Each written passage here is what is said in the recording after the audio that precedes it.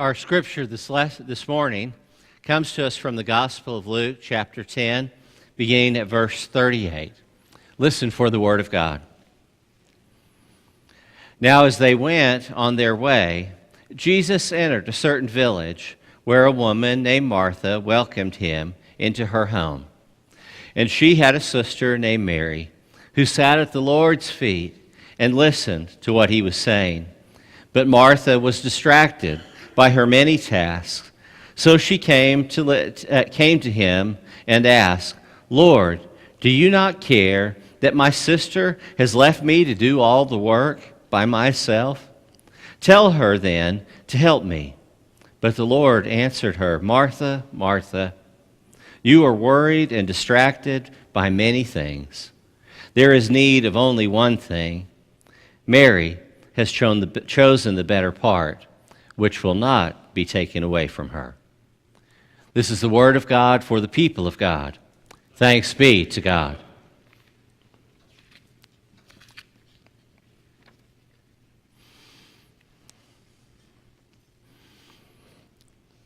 I was thinking about St. Youth's Day that the youth are signing up to go to Frontier City on, and kind of an interesting story how that got started. Well, it's a benefit that goes toward the Youth Service Fund. And the Youth Service Fund, they raise money for service projects that benefit youth and are decided where it will be supported and where it will go by youth in the Oklahoma Annual Conference. And several years ago, we were running behind on raising money for that. And a good friend of mine, Todd Spencer, was working with the conference youth and trying to figure out what can we do. And he and I were talking, and he said, "Well, let's maybe do a day at Frontier City or something, and we'll call it St. Youth's Day." And that was how it began, just got that name out of one of those meetings, and now it's something that's gone on for almost 20 years. Pretty good fundraiser, too. They have a lot of fun. So we'll just encourage the youth to sign up for that, and it really is a great experience. Well, I want you to know if about any weekday morning, if you were to stop by my office, you'll find that there'll be a pot of coffee on. I like to have a pot of coffee. I like to drink coffee. I do through most of the morning, maybe even into the afternoon if I'm having trouble staying awake after lunch. But I love to have a pot of coffee on, and for a couple of reasons. One, so that I enjoy drinking it. But what I find is that folks who are coffee drinkers, I guess maybe there's just something, they're able to smell that out and find their way. And as I've served as a pastor for years, one of the things that has been a pretty typical policy for me is that I have an open door. And if I'm in the midst of the morning taking care of things that need to be done, and somebody happens to wander by and come in, we'll offer a cup of coffee, and becomes a place where we can often socialize quite a bit. I remember back in the early days, whenever I was serving at Pawnee, we would have the coffee pot on there, and I was telling someone this story because Kirk Lewis was a kind of a country cowboy fella in that church, and he had kind of a down-home wisdom to himself that you might sneak up on you. You just didn't quite expect from him. And one day, Leonard was there at the office, and we were sitting down having a cup of coffee, and I had managed to make someone kind of upset at me, and they'd made that known, and I was kind of grumbling about that, and with Leonard, and then Kirk came in, he sat down, he listened for a little bit, and he said, "Scott, in my years of life and faith, I've learned a few things, and I've learned that there's only one thing that's so good, God reserves it for himself." Well, I was interested in hearing this, He said, "Well, it's not chocolate, Chocolate's great, but we all get to have chocolate." He said, "It's not even sex." He said, "The thing that's so great that God reserves it for himself is," he said, "somewhere I think I remember hearing, 'Vengeance is mine, says the Lord.'" He swagged the last of his coffee and just got up and walked out the door, Kind of left me to stew in the midst of that experience of vengeance is mine and my kind of plotting vengeance, and he just kind of put an end to it right there. I think that life is meant to be social. I think life is meant for us to learn from each other and to share our faith with each other. I can be the recipient of your wisdom as we share that with one another. So you'll always find the coffee on in my office.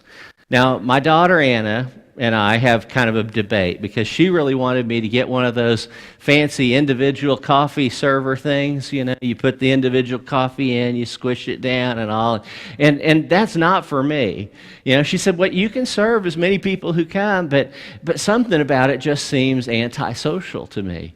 A coffee pot says that we're in this together. Everybody's welcome to join in. And so we go back and forth, you know. Now, would just ask that you keep Anna in your prayers today. She is now on her way with Angie and Thomas to Oklahoma City, and she flies out today. For the next 24 hours, we'll be traveling to Mombasa, Kenya, where she's going to be teaching, and she'll be serving for the next 2 years. But today's one of those travel days that all of a sudden popped up the end of this week, that they're not wanting Americans to travel into the Middle East or Northern Africa. And fortunately, Kenya falls just outside of the area that they're closing down all our U.S. embassies. But so she's probably in the safe zone in that regard. But just if you keep her in your thoughts and your prayers, I'd appreciate it. Life is meant to be social. And that's one of the clear pictures that we get as we read the Gospel of Luke. Luke tells us the story about Jesus going and being welcomed in the hospitality of Mary and Martha. And Martha working away in the kitchen and Mary sitting at Jesus' feet. And as they were gathered there together that evening, and probably lots of other folks, I'm sure the disciples were there as well, probably quite a few people. What we can imagine is, in the Gospel of Luke, we maybe get one of the clearest pictures of what life in the early church was like. The kind of hospitality that was shared among Christians as they would move from one town to another, welcomed in to another's home, shared of the resources they had abundantly with one another. Martha opens her home to Jesus and the disciples as they're traveling through. One of the things that, as you see in Luke's gospel, as Jesus is traveling with the disciples, there's a rather large group. It's larger than just the 12 because often Mary and Martha are part of it, and other women who were following with Jesus as well. But there were other men who were a part of that group. Maybe even as much as 40 or 50 people who traveled with Jesus, a part of that close group of followers. We call the 12 the disciples, and that's because of the 12 tribes of Israel. But there was really a larger group that was a part of that internal group of followers. We learn, as Luke tells us later in Acts, that whenever they were finding a replacement for Judas, it says they picked among all those who had been with Jesus from the beginning. In essence, saying out of this larger group, he was one of those, or the one to be selected would be one of those who was out of that group of followers. So Martha opens up her home and welcomes Jesus in. It's a beautiful image of hospitality and devotion. The way that Martha shares in this act of hospitality, providing a meal, providing a home, a place for Jesus to be, devoting her life to him. In this beautiful image, we see Mary and Martha as sisters. Sisters who are a part of this ministry together. And yet, like all siblings, I suspect, there's a little bit of strife. It can be some of the deepest relationships we have among siblings, can't it? How close we can be to one another, and yet how easily sibling rivalries can bubble over. Maybe we're seeing a little bit of that as Martha says to Jesus, tell Mary to get up and get busy, to come help clean up the kitchen afterward. And Jesus sees that. Isn't it amazing how our siblings can bring that out in us, both the very best of who we are and sometimes the very worst of who we are. My brother, Billy, is 4 years younger than me. And we grew up, we shared a room together, and we were always at each other.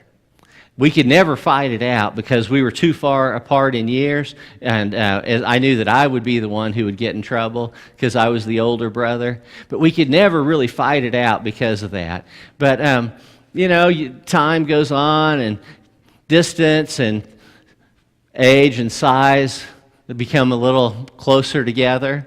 I remember a day when we were all gathered together, I think it's the 4th of July at my folks' house, and we got going, and I don't know what it was. Something got in between us, though, and we got going at it with each other. Pretty soon we were standing, face to face, and he's 6'2", I'm 6'2". He'll tell you I'm a little heavier and have less hair, but we're looking each other down. He was working as a roughnecker, and I was a preacher, so that kind of you'd think would stack up for him. And I thought, really, we've gotten to our 30s, and now we're going to get to this place. Those sibling rivalries don't go away, do they? We carry them with us. Unfortunately, we see it even well past that age.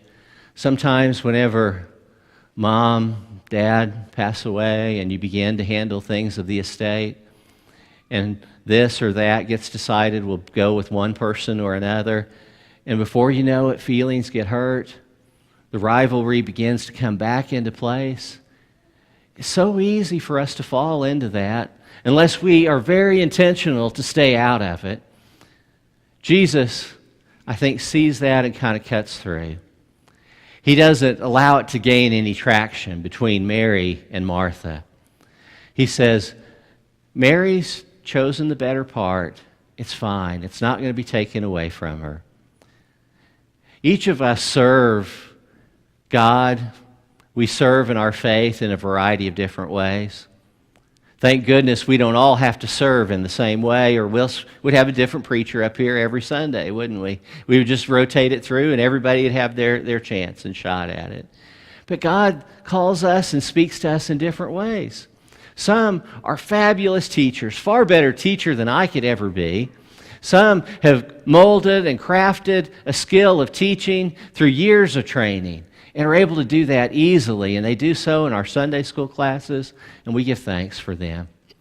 Some are they're the organizers. They're the ones who are behind the scene, the force who gets on the phone and calls and gets everybody lined out and makes sure that we have exactly what's needed for the funeral dinner to help support a family in a time of loss.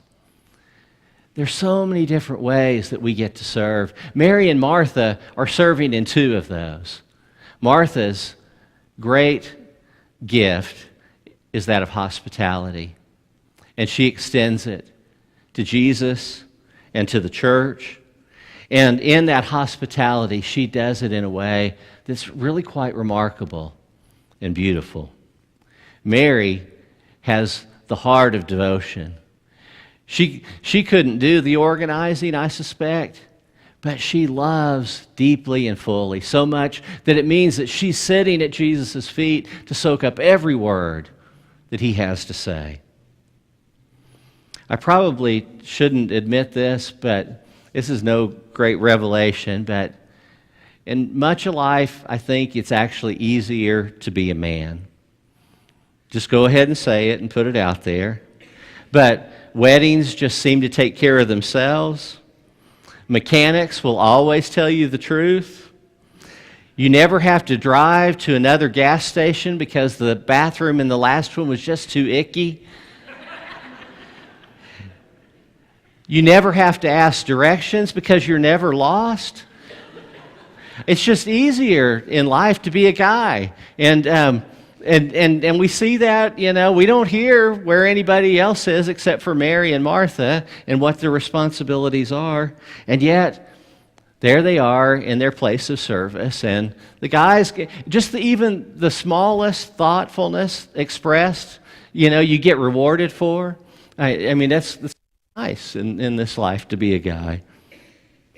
We have different ways that we serve, and they really shouldn't fall along gender lines. but unfortunately, sometimes they do. I ran across a number of years ago an artist who I just absolutely love. Her name is Carrie Newcomer. Carrie Newcomer is one of those great singer-songwriters, a folk singer that finds a way to express, in the midst of her music, the very deep faith that she holds in her life. There's a beautiful song she wrote. It's called Betty's Diner. And in it, she talks about the people who are gathered in the diner. Over at the table are a couple that have really kind of struggled with their relationship with each other. Another place is a gentleman who has recently lost his wife, and they fought through cancer together bravely, but in the end it took her. Throughout the whole of the song, she paints the picture of all these people coming to the diner, and there in that place they find a community, if you will, a sense of belonging that helps them to make it through. Now, if you've only ever heard this song, you'll hear the references to faith. She'll talk about eggs and toast like bread and wine. She talks about how there's a sense of healing that takes place in the relationships. But if you knew Carrie Newcomer, you know for her, she's talking about Betty's Diner as a metaphor for the church. That each of us come here carrying a lot of different things in our lives. Couples who've struggled with relationships and holding things together.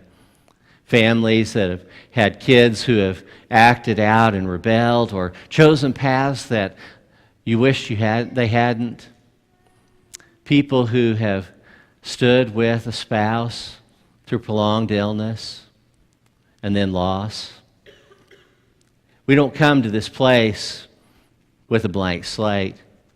Every one of us comes carrying something.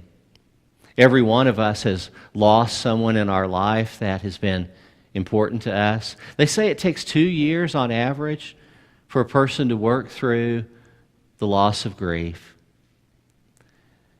Now, we're at a time where if you've lost a job, the time of unemployment between that and your next job may be longer than you've expected it to be. If you just think about it, the statistics, and begin to look out in our congregation, you'd see that it's pretty clear a lot of us are carrying something in our life and in our heart that can feel quite overwhelming and burdensome. And yet, as we bring it to the church, we're able to not only have God to share that with, but each other. She says that Betty's Diner is that place where they were all able to share it, to pour life out, and to be able to have enough strength to carry on. And that's what it is for us as church, isn't it? That we're able to come here with the wants of our lives, the desires of our hearts, and the wounds and the brokenness, and to lay it out here with each other. And in doing so, we're able to make it through. It's like we come and sit at the table with each other and we share the deepest longings, the deepest desires of our heart. And when we do, we find the support and care that's needed. It's in this sense of community that we're able to hold it together, to find the support that's needed in our lives. Sometimes it's hard.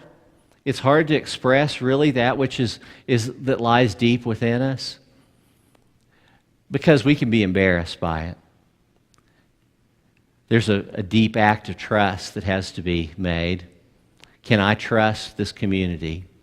Can I trust those around me at the table to be more interested in caring for me than whatever it might be that I happen to share? That's the important part of church. I remember several years ago when I was serving at Prague and Arlington. There were two churches. We had about 100 at Prague on Sunday mornings. We'd have about 30 at the Arlington church on Sunday mornings. There's no town, so if you ever want to find Arlington, Oklahoma, you just got to drive to Prague and go north about 7 miles. No town. There are streets like there used to be one. Now there are cattle that roam there. And there's a little Methodist church, white boarded building, and about 30 folks who show up there on Sunday morning.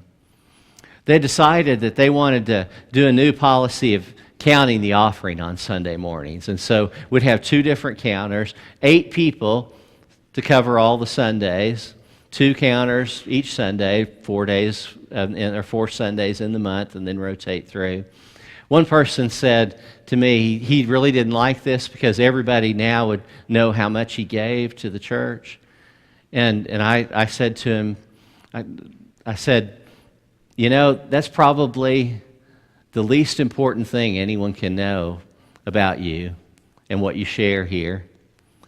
The amount you give to the church is really way down the list in terms of the struggles of your life, the joy of your life, how you wrestle with your faith and share that with others. That's far more important. It's far more intimate than a number. If we share our lives fully with each other in the life of the church, in our Sunday school classes, in our neighborhood life groups, that's what those groups are for. They're for us to be able to say, I don't know that I can make it this week. Here's what's going on. Will you all pray for me? Will you all hold me in prayer this week? Is that how your small group functions for you in the life of the church? Where you have that kind of intimacy and dependence upon each other? One of the things that I've truly appreciated in getting around the congregation, visiting with you, and I suspect maybe I'm halfway through on all the home visits, but it's been remarkable to me to sit down with you as you've opened up your home and hospitality to me and to Angie, and we would sit down and share a bit of our lives together. In doing so, I've been amazed at who you are as a church. The incredible ways that you all are faithfully living out the gospel, and also to know about the desires, the hopes you have for us as a church, but also the wounds and the hurt that you carry within. We all carry it in our lives. And I just want to thank you for being willing to share a part of that with me in those moments. One of the things that I found interesting, the mustard seed class, many of you were in that mustard seed class, and talking to members of it, you could just see members of that class as they talk about their class and about how long they have served and been in that class together. You can just see the bonds of fellowship that are there, how deeply the love and the care is that holds them together. It's amazing. And not just to point one class out, the others are that way as well, but theirs is a beautiful example of how that's lived out. I learned an important lesson about hospitality while I was in college, and it was one that I didn't know the lesson I was learning at the moment. We, back in those days, would all come into the chapel office before class.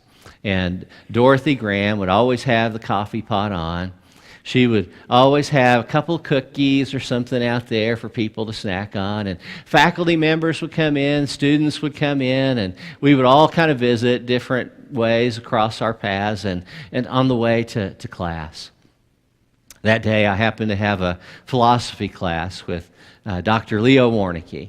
And he was in there, and we were visiting, and the cookies were out on the table, and in fact, they'd gotten down to just one cookie, and Rabbi Packman had come in. He taught some of our Old Testament classes and Judaism classes, and so Rabbi Packman was in there, David, and we were talking and sharing, and I, college student, hungry, I went over there and I grabbed the last cookie that was on the plate and ate it. And Rabbi Packman said, "Well, you're certainly not a Jew, are you?" And I said, "Well, no, I'm not." And he said, "Well, the reason I know is that the last of anything on a plate in a Jewish home would be saved for Elijah if he were to return." always setting an extra place at the table in Passover in case Elijah were to come and to be present. Not taking the last of anything in case he were to show up. It's an act of hospitality, of providing room for one more to come and to be welcomed to the table. It's an important lesson. One, I think he kind of enjoyed, the startle he would give me, but he enjoyed more the lesson that he taught me.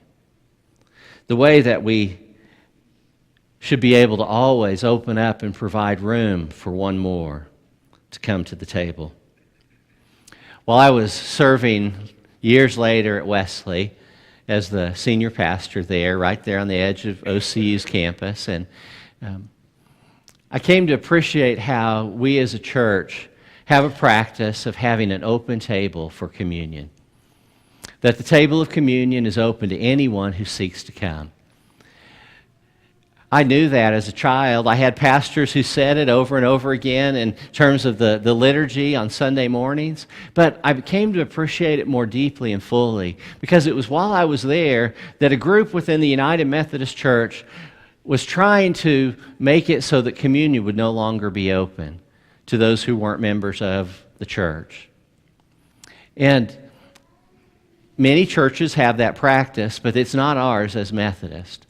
And I went to one of the meetings where they were presenting what their view of the United Methodist understanding of communion was. And we agreed on everything right up to that point of an open table. And as the presenter was making his case for this, and then in the conversation afterward, I asked him, I said, you understand that John Wesley understood communion to be a means of grace? And he said, well, absolutely he did. And as such, then, it's a place where as we share in communion, we can come to know Christ more fully in our lives, right? That we can experience grace given to us. And he said, yes. I said, then why would we want to deny that to anyone? Maybe, he said, there's someone who is not right in their life and faith at that time. And we need to exclude them until they get their life right to be able to come for communion. And I said, well, what if communion is the very way that they get their life right in the first place? And then I told them a story about a young woman who came to OCU as a student. She came from Morocco. Her family was Muslim. She grew up there, Muslim. Family in the church had welcomed her to be a part of her family, or part of their family.